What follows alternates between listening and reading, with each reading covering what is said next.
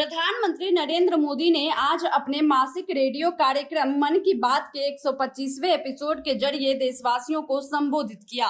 2014 से लगातार जारी यह संवाद अब जनता के बीच एक बड़ा मंच बन चुका है। इस बार पीएम नरेंद्र मोदी ने कई अहम मुद्दों पर चर्चा की, जिनमें प्राकृतिक आपदाओं से लेकर जम्मू कश्मीर की उपलब्धियां, यूपीएससी उम्मीदवारों के लिए नई पहल, खेलों को बढ़ावा देने की योजना और ऐतिहासिक ऑपरेशन पोलो तक शामिल है। सबसे पहले पीएम नरेंद्र मोदी ने देश भर में हाल में आई प्राकृतिक आपदाओं का जिक्र किया। उन्होंने कहा कि पहाड़ों पर बारिश आफत बन गई है और इसकी वजह से कई राज्यों में हालात गंभीर बने हैं, लेकिन एनडीआरएफ और एसडीआरएफ की टीमों के साथ सुरक्षा बलों ने लगातार मेहनत कर प्रभावित लोगों तक मदद पहुंचाई है। प्रधानमंत्री नरेंद्र मोदी ने इन बचाव कर्मियों की सराहना करते हुए कहा कि विपरीत परिस्थितियों में उनका यह प्रयास काबिले तारीफ है। इसके बाद उन्होंने जम्मू कश्मीर की 2 बड़ी उपलब्धियों पर गर्व जताया। उन्होंने बताया कि पुलवामा के स्टेडियम में पहली बार डे नाइट क्रिकेट मैच हुआ, जिसमें रिकॉर्ड संख्या में लोग जुटे। कभी यह असंभव लगता था, लेकिन अब देश बदल रहा है और जम्मू कश्मीर भी नई दिशा में आगे बढ़ रहा है। वहीं दूसरी उपलब्धि का जिक्र करते हुए उन्होंने कहा कि श्रीनगर की डल झील देश में पहला खेलो इंडिया वाटर स्पोर्ट्स फेस्टिवल आयोजित हुआ, जिसमें 800 से ज्यादा एथलीट्स ने हिस्सा लिया। उन्होंने कहा कि खेल न सिर्फ युवा प्रतिभाओं को मौका देता है, बल्कि एक भारत श्रेष्ठ भारत की भावना को भी मजबूत करता है। सिविल सर्विस परीक्षा यानी यूपीएससी की ओर इशारा करते हुए पीएम नरेंद्र मोदी ने कहा कि कई होनहार युवा मामूली अंतर से फाइनल लिस्ट में जगह नहीं बना पाते हैं, लेकिन अब उनके लिए प्रतिभा सेतु नामक डिजिटल प्लेटफॉर्म शुरू किया गया है।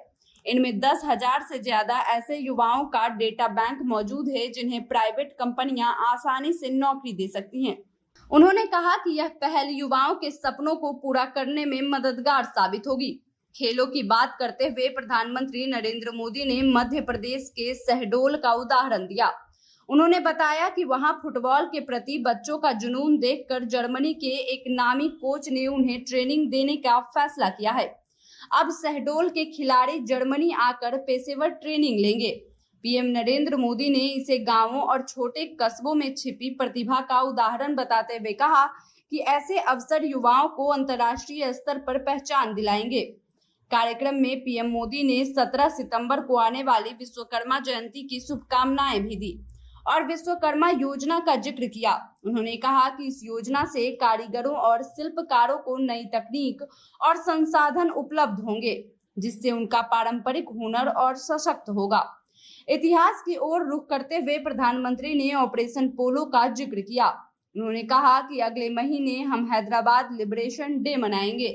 लौह पुरुष सरदार पटेल के आग्रह पर सेना ने रिकॉर्ड समय में निजाम की तानाशाही को खत्म कर हैदराबाद को भारत का हिस्सा बनाया।